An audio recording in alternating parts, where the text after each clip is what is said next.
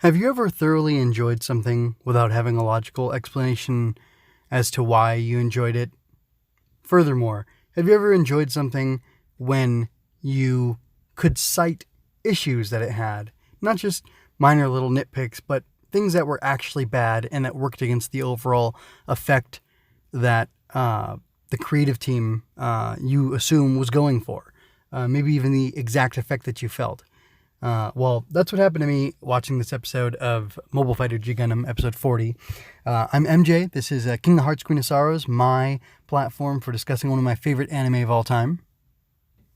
And I don't know what I just watched. In fact, I'm recording this little preamble slash introduction to the episode, even though I think I'm going to stop right now and maybe like in 12 hours rewatch the episode and record my thoughts on it then and my analysis of it then, because I don't know what to say about this other than I really liked it and it got me a little emotional. Gosh, before I stopped the car, I was thinking I don't have as much emotional baggage as Domon has. Maybe at 20, I would have thought I did at his age, but I know I don't. Feels like it sometimes, but I don't know if identifying with the characters is what made me feel so deeply watching this, or if it was just the very well executed music. They have this very sad song, la da da da, na da da da. I have no idea what the song's saying. I should probably look it up if I can find the insert song or whatever that it's called and find a translation of it. But it's very emotional and it's very well done. The singer does a good job. The instrumentation of it is also very well executed, and it's all very effective. And besides that, the show, everything in the episode looked really good, except for maybe one face that Domon made. But we won't talk about that. The show looked really good. The fight was good. There were all these things that were good, but there were also things that were that were bad or made me uncomfortable and feel like they should be demerits that lower the episode in my estimation. But I got to say, this is probably one of my favorite episodes of Gundam, or G Gundam, and I'll talk about that more later, and later for me, but instantaneously for you, basically. And hopefully, when I come back, I'll have better ideas about why I like this episode so darn much. So, catch you on the flip side. So, I did what I said I would do, and there's a few things sticking out in my mind, a few things that are contradictory or that don't really add up to me, and I think they're the sticking point on this. And I guess to reiterate, I really enjoyed this, but I can't quite define why, unless it's just the romantic parts that appeal to me. Which is very possible because I do love romance. So, anyway, I don't get the theme here. Schwarz is pressing Domon, telling him that as long as he, in their fight, Domon is taken down by Schwarz viciously. Schwarz even goes so far as to flex on Domon, who is kind of frozen in place by standing on him. Remember like how Kirol floated on that leaf because he had one toe on one leaf and it floated across the water? That's a ninja-esque move, and Schwarz is able to do the same thing to Domon. He stands on his tiptoe on the guy's outstretched arm or hand, because he's trying to do burning finger and he can't quite do it because some tech mumbo jumbo, and we'll get to that later as one of my nitpicks, I guess. But Schwarz says, "You're pathetic. You're the same as back then." This is where we get the big reveal that spoilers.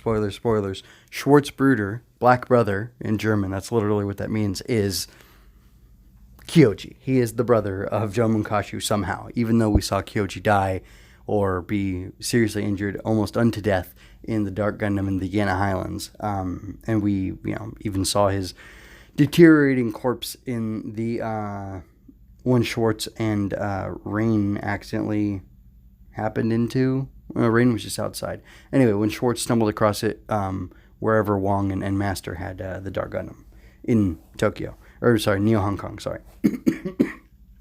Wow.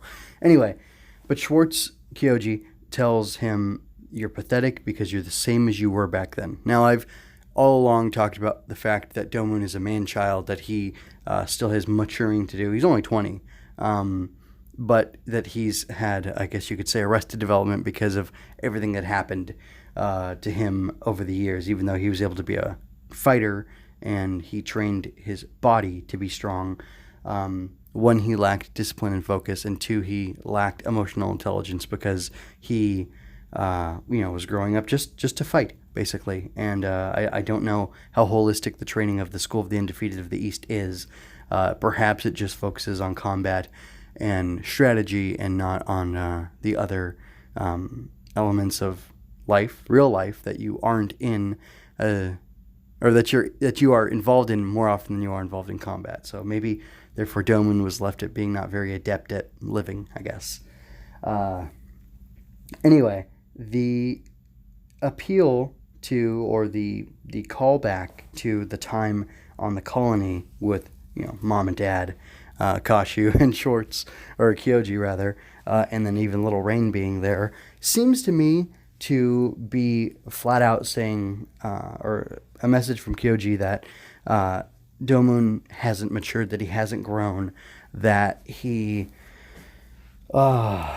is still acting like a child, and not trying to understand and see things from the people in front of him or around him, which those are good criticisms of a person and good things to point out, but I don't understand how they apply to the overall point. Schwarz asks Rain to join him when they're talking, and says, "Hey, why don't you, come be on my side, see Domon fight from the other side. That might help you understand what you need to do, or how to proceed with how things have turned out between the two of you." And in doing that, he also at that time mentions to her that Domon is a martial artist and he's only good at communicating with people through his fists, and that's something we hear again and again throughout the show, and I like that idea, I like that concept a lot. But in the end, or towards the end, when Domon is frozen and Rain calls out to him, she says, "I'm not a martial artist like you or like Allenby. I'm not a fighter like the others, so I can't communicate with you through my fists. I have just been watching you, and I felt left behind. But even if I can only offer you support, I'm here for you," and that kind of thing. It's a paraphrase, not a quote. And I don't quite understand. Was Domon being childish and not thinking about Rain's feelings because of how incensed he became with her at the disappearance of Allenby, and how he refused to be sympathetic and realize that, this must be hard on her that this, lady we're friends with, this mutual friend of ours, disappeared. Was Domon just being so myopic that he hurt Rain and refused to hear her out and be reasonable? Because I can understand being upset, but I don't know, my wife and I, when things happen and it's one of our faults, you can't just hold things against the person. I mean, you don't deny reality necessarily, but it's also healthier to say, "Hey, this happened. What can we do? How can I help to prevent this sort of thing from happening in the future?" And are you okay? What's happening? How are you feeling about this unfortunate turn of events, et cetera, et cetera. Obviously, I'm 10 years older than Domon, so more than 10 years older than Domon. So, and I've been in a relationship. I haven't been fighting. I've been able to grow past some of that brashness of a young man, and I don't know. I guess I'm being critical of the muddied thesis statement here. Was Rain wrong? I guess is my biggest problem. Was Rain wrong for being hurt by Domon? Was she? I think the answer is no. She wasn't wrong to be hurt by Domon, or that's not an incorrect way for her to feel. Was it wrong for Rain to take time away? No. Was it wrong for her to join Schwarz? No, not really. Other than the fact that he's a fighter from another nation, she resigned. She resigned from Neo Japan's team, so she should be a free agent who's allowed to work for anybody she work for whoever she wants to. She has, freedom of association. She can deal with anybody who she wants to by rights. So it wasn't wrong of her to do those things. I don't understand the resolution. Why would Rain, other than caring for Domon, seeing that he was in pain, seeing that he was suffering, realizing that had she not gone away and, created the situation where Aquino had to take over for her basically and, switch things up in the Gundam, and was like an inadequate partner for Domon.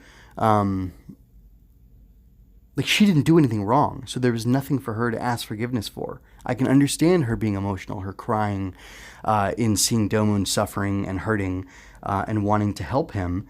And I really like how she helps him, although it's funny, she tells him to throw out a circuit board and then insert this other thing, and then he throws out the circuit board, doesn't insert anything that we can see, and then just hits some buttons, and then everything's fine, which is a nitpick. Change the line or don't say anything at all if it's going to be like that. Anyway, I kind of think it was more effective when Allenby, when he was under the magnetic control or whatever, and Allenby had him switch something. It seemed more technically accurate and it flowed better, but they kind of revisited that idea here and just did it poorly, which stinks. But I don't get why this worked, why this caused them to be back together. And I was only watching you, Domon. What does that mean? What does it have to do with anything? And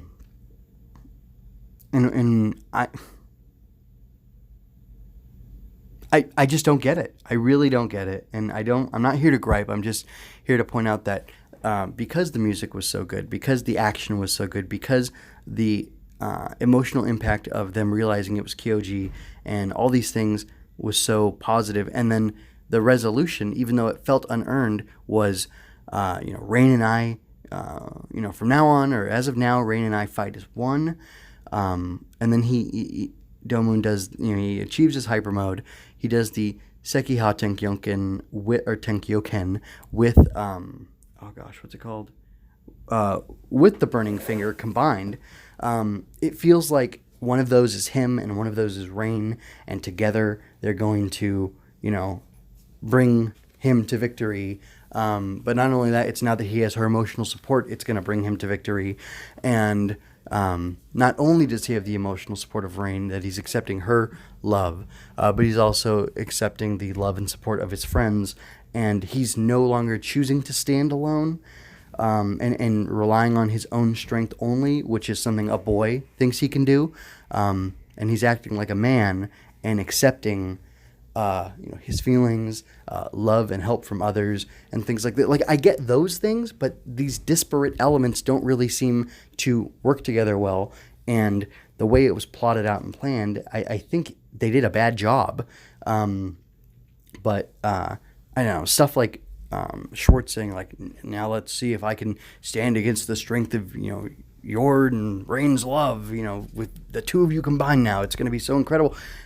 That stuff works on me, man, but it just doesn't really make sense, and it doesn't really pay off, or they didn't earn that, I don't think, not in this episode. Maybe if you put the whole episode, the whole series together to this point, it works, and maybe that's why it worked on me here, but it shouldn't have, and I don't know. I feel kind of like it was a cheap shot. All right, this has gone on too long. I'm going to go ahead and wrap it up. I want to ask, you think I'm wrong? Call me out if I'm being stupid about this episode. Do you remember it being, do you remember it making sense? Is it silly of me to expect that this show makes sense? Because I don't think it is. And I don't know.